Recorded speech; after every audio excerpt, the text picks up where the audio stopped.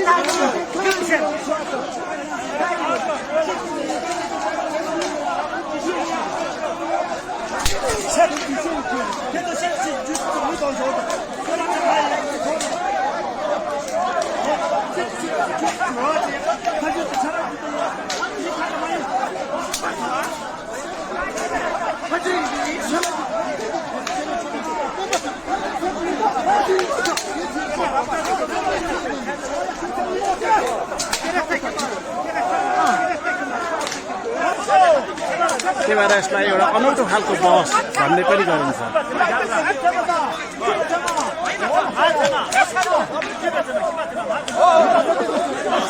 ट्रेनको तरिका अचम्म पाउँदो रहेछ हुन्छ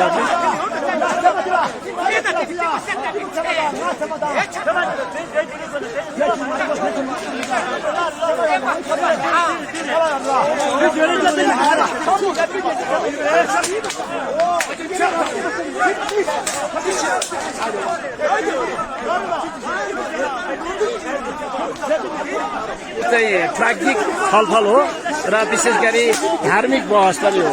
तर यसो हेर्दा झगडा जस्तो पनि देखिन्छ।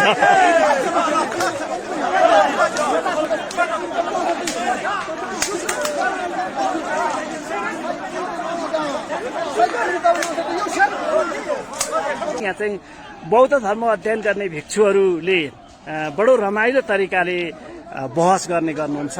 यो यसो हेर्दाखेरि झगडा गरे जस्तो अथवा चाहिँ झट्ट हेर्दाखेरि चाहिँ के गरेको होला, एकदम रिसाएर बोले जस्तो देखिए पनि यो एउटा प्राज्ञिक र एउटा बौद्धिक बहस हो। र यो बहसमा निपुण हुँदै गएपछि माथिल्लो तहमा बढुवा हुँदै जान्छ। भिक्षुहरूको अध्ययनमा कृपया लेखिदिनुहोस् न।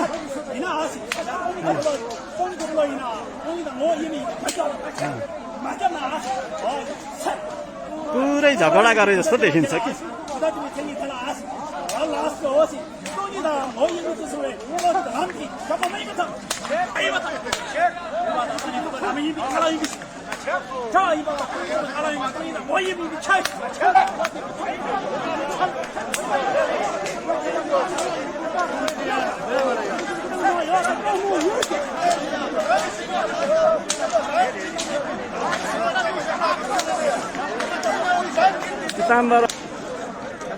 यता चाहिँ पत्रकारहरू हुनुहुन्छ, विभिन्न देशबाट आउनु भएको छ। म जस्तै विदेशी पत्रकार, चिनिया पत्रकारहरू हुनुहुन्छ। यहाँ ठुलो भिक्षु हुनुहुन्छ, उहाँले नै हामीलाई यहाँ ल्याउनु भएको। उहाँले चाहिँ अघि तिब्बती भाषामा व्याख्या गर्नुभएको थियो, अनि तिब्बती भाषाबाट चिनिया भाषामा अर्को मान्छेले व्याख्या गर्नुभयो। त्यसपछि अनि चिनिया भाषाबाट हामी नेपाली भाषा अथवा अरू भाषामा देखाइएको थियो।